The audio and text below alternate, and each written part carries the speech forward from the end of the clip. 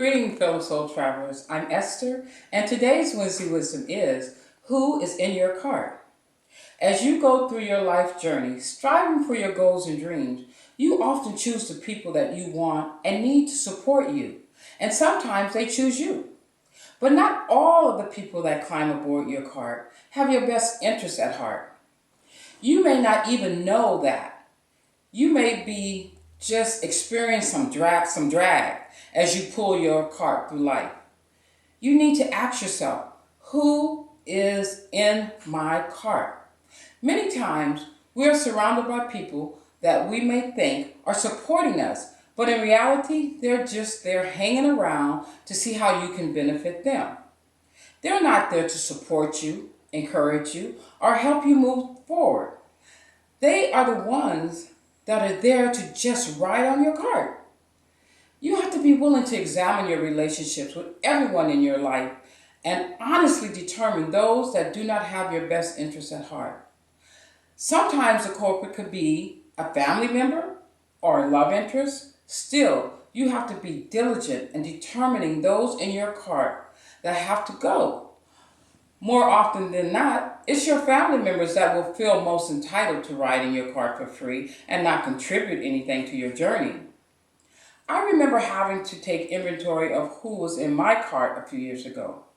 I had a girlfriend that I talked to every day. If she was short one month and couldn't pay all of her bills, I would send her money to make up the difference. If she did anything for me, I always paid her. Whatever she needed, I was there for her. I was doing things for her and never receiving any compensation nor asking. I didn't care. She was like my guru, and I went to her to bounce off all of my ideas and new projects. She knew about everything that was going on in my life, where all my strengths and weaknesses were. I thought she was my ride or die sister. I was wrong. I began to notice that when I got off the phone with her, I felt worse than I did before I called her. If we had a misunderstanding, I was always the one to call her back and apologize. This was happening more and more often until finally one day I realized that my friend was not adding to me.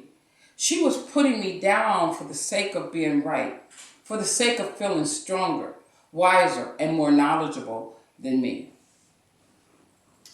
She had a front seat in my cart.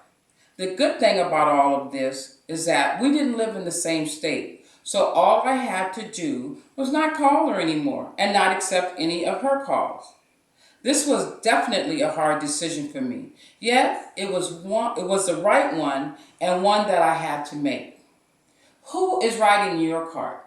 That's the question you must ask yourself, especially if you're feeling heavy in your spirit, if you're feeling out of sorts, and if you are dragging something as you climb your hill to success. Don't be afraid to look at everyone in your circle, including your family and love interests, with an open eye and mind. You must be willing to make the hard decision to unload all of the dead weight in your life and lighten your load so that you are completely clear about who's riding in your cart. How about that?